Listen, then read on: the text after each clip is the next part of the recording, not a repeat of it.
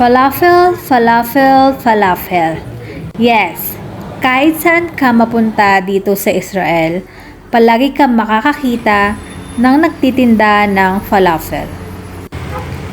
Ito nga ay madalas na itinuturing na kanilang pambansang pagkain. Ang falafel ay isang hugis bilog na piniprito. Ito ay gawa sa giniling na mga chickpeas at beans. Kadalasan, ito rin ay nilalagyan ng bawang, cumin, coriander, at parsley. Karaniwan itong isiniserve na parang sandwich.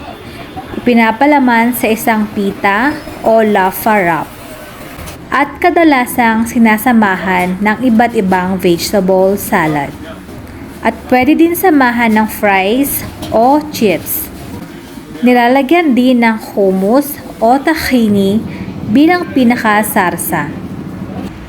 Marami din health benefits ang pagkain ng falafel.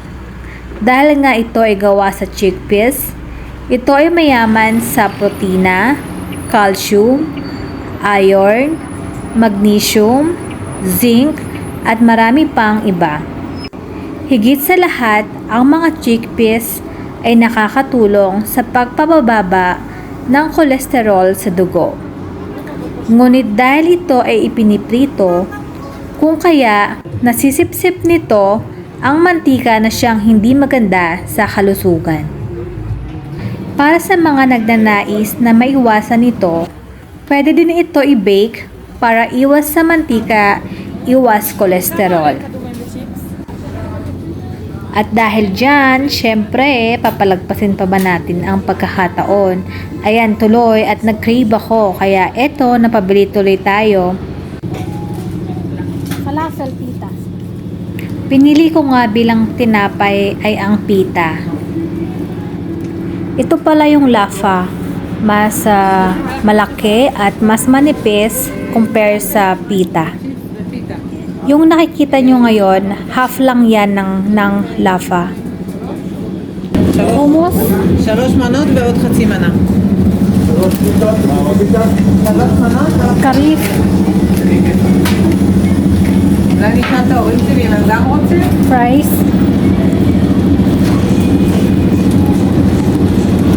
וסלטי. זהו. כן. Yes. Dito nga ako bumili sa King George X, Jerusalem. Isa nga sila sa may pinakamasarap na nagtitinda ng falafel since 1948. Eto na nga guys, ang binili kong falafel at tinake out ko na nga lang ito. Inuna ko na nga kinain itong fries na mas kilala dito sa tawag na chips. Let's eat mga kataba! Alam nyo ba guys na sa mga Arab countries, ngayong Ramadan ang pagkain ng falafel ay bahagi na kanilang iftar meal.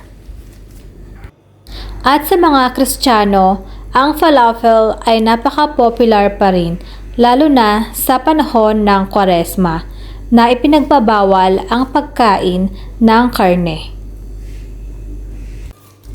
And that's it guys, naubos nga natin ang isang buong pita na may falafel.